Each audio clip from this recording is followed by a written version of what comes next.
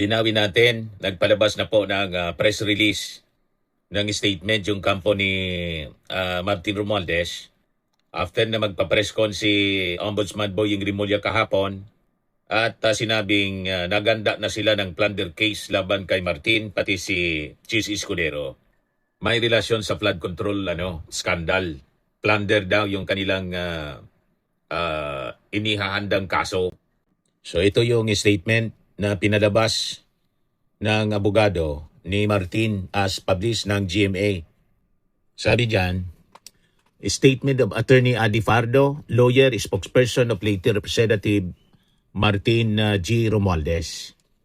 We have taken note of news reports regarding the alleged preparation of a complaint involving Representative Ferdinand Martin G. Romualdez. To be clear, sabi niya, this refers only to a reported preparation of a complaint. There is no filed case, no finding of probable cause, and no determination of liability as of this time. Kasi siguradong aatake na naman po yung mga DDS influencers na puro sinungaling. Papakalat na naman po ng mga propaganda using the statement ng Ombudsman. Naganda pa man lang po, wala pang kasong final. We respect the processes of the Office of the Ombudsman and will fully cooperate if and when a formal proceeding is initiated. So ito yung pagkakaiba, mga kababayan ni Martin. Una, ang abogado niya isa lang. Hindi tulad ni Sara, 25 yung abogado. Dito si Atty. Adi Fardo lang, mga kababayan. Abogado niya at saka spokesman. Si Martin abogado din eh. Tulad ni Sara, kaya lang bright si Martin. Kaya hindi niya kailangan ng isang batalyon, mga kababayan na abogado. Tama na siya tapos isa mga abogado kasi para hindi naman siya madistract sa kanyang trabaho sa Congress. Pero si Sara, 25. Alatang guilty.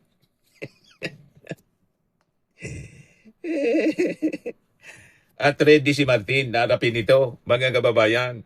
Nire-respeto niya yung proseso. Si Sara, puro technicality. We trust that the Ombudsman will fully adhere to the circular that they instituted and signed as then Secretary of the Department of Justice, that DOJ prosecutors should only pursue cases with reasonable certainty of conviction. O tingnan natin kung may reasonable certainty of conviction. Kasi nagre-ready pa lang. We want to emphasize that to date, there is no evidence linking Representative Romualdez to any ghost and substandard projects pertaining to the flood control issue. We remain confident that these matters will be resolved based on evidence and due process, not politics or speculation. Kaya ito pinag-usapan natin, mga kababayan, ngayon. Kasi siyempre, gagamitin din itong armas laban kay Martin Romualdez kasi talagang pinag-iinitan po si Martin.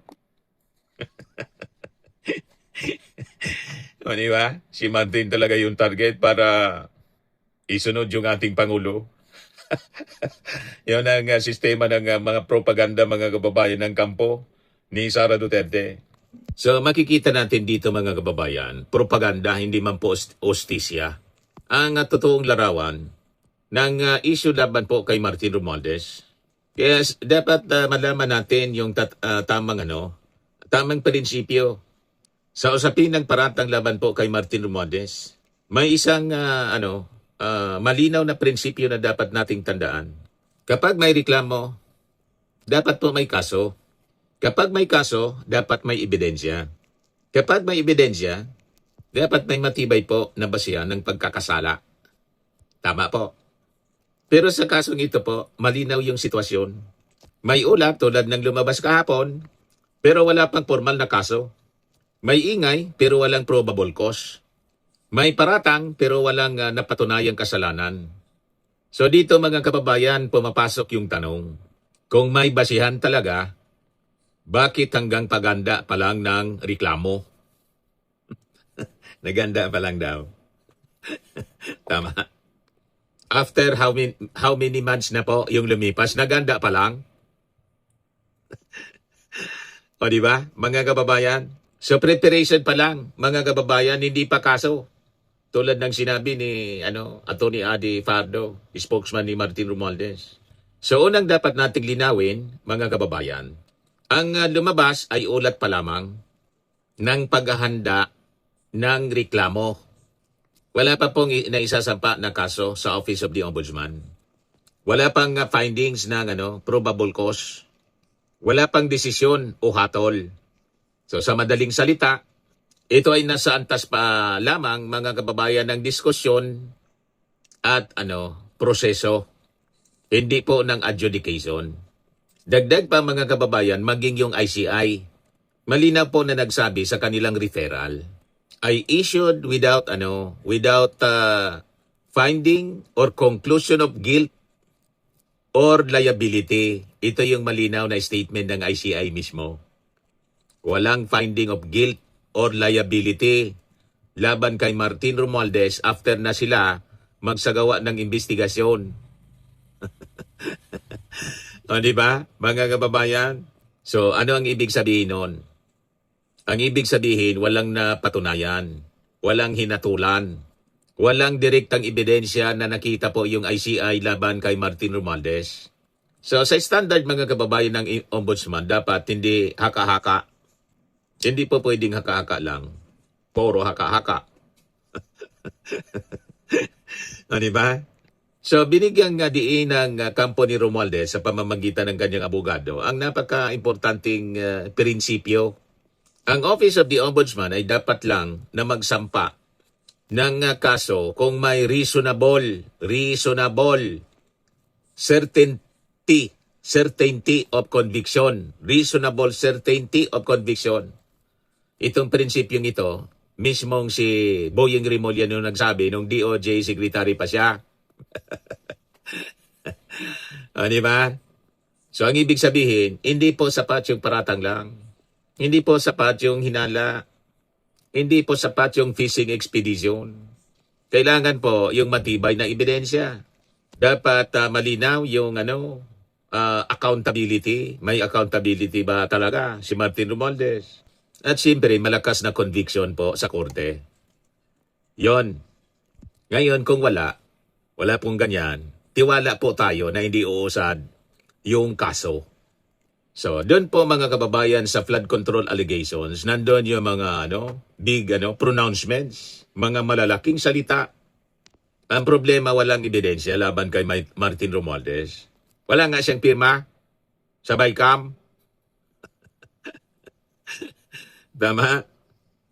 So, isa, mga kababayan, sa pinakamabigat na paratang ay tungkol sa flood control projects. Pero nakikita natin hanggang ngayon, wala man pong direktang dokumento na nag-uugnay kay Martin Romualdez sa mga tinatawag po na ghost projects. Walang ebidensya, mga kababayan, ng substandard implementation na nakaangkla sa kanya mismo. Ito ay nananatiling general accusations lang na wala pong specific na pruweba. Di ba, mga kababayan, may naalala kayo? Wala, di ba? At naalala ninyo, kinumpirma mismo ng ating Pangulong Bongbong Marcos noon na si Romualdez ay hindi kabilang sa listahan. Sa anumang listahan na direkta pong may kinalaman sa flood control anomalies. Sa isang interview, mga kababayan.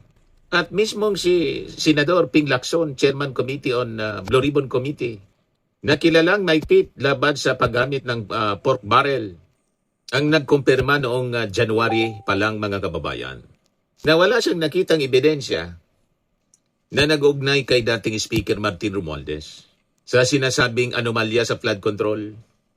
So sa reality check, mga kababayan, ang paratang na walang ebidensya ay nagiging katotohanan kahit pa ulit-ulit na sabihin.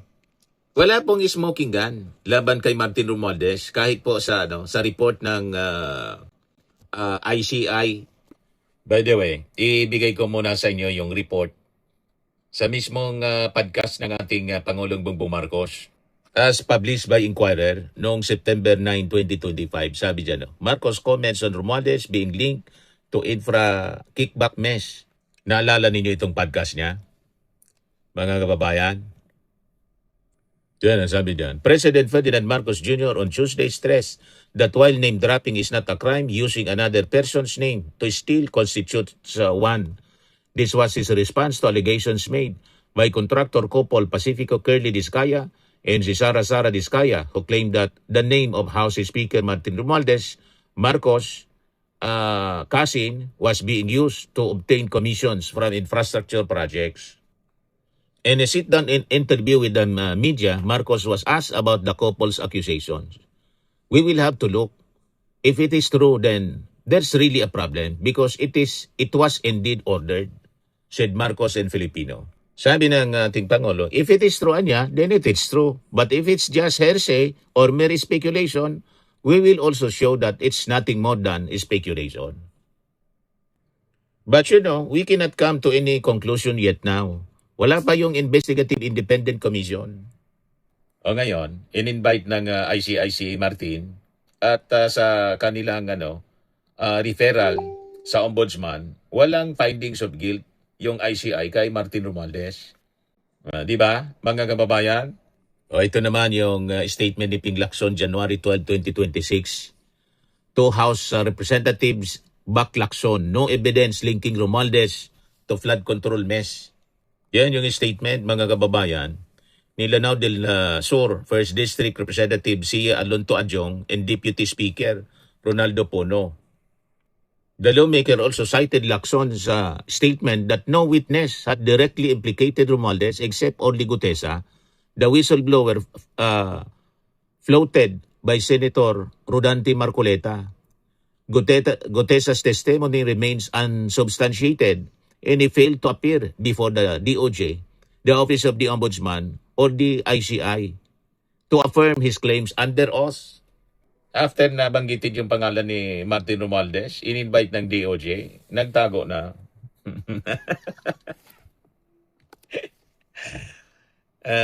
Alata na planted po, mga kababayan. Di ba? Para siraan si Martin Romualdez. Ito sabi din ni Congressman Abante. Again, Lacson says there's no evidence versus Romualdez. Senate Pro Tempore Ping Lacson has underscored this time in a Senate Blue Ribbon Committee hearing, the lack of proof linking former House Speaker, late 1st District Representative Martin Romualdez to anomalous flood control projects. Pilit lang nilang dinidiin si Martin Romualdez sa mga kwento sa media. Malinaw na propaganda, mga kababayan. Si Martin po, hindi man kasama sa BICAM. So wala siyang direktang partisipasyon, mga kababayan. So ang pangunahing negotiator po sa BICAM, si dating Senate President, Chis Escudero. So kasama to sa minention na binobo yung kaso daw, plunder case, sabi ni Boying Rimulya kahapon. Si Chis Escudero tapos si Martin.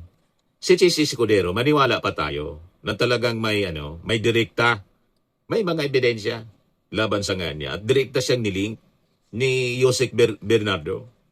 Ang pangunahing negotiator po, si Chis tapos si Saldico, Chairman Committee, Appropriations Committee ng Congress.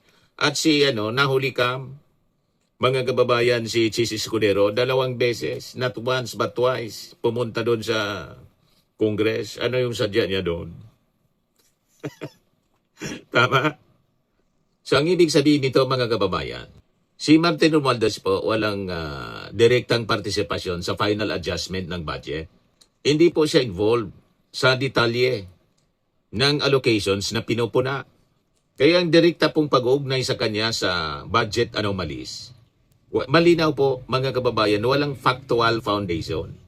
At siya po handang makipagtulungan sa investigasyon. Hindi siya nagtatago.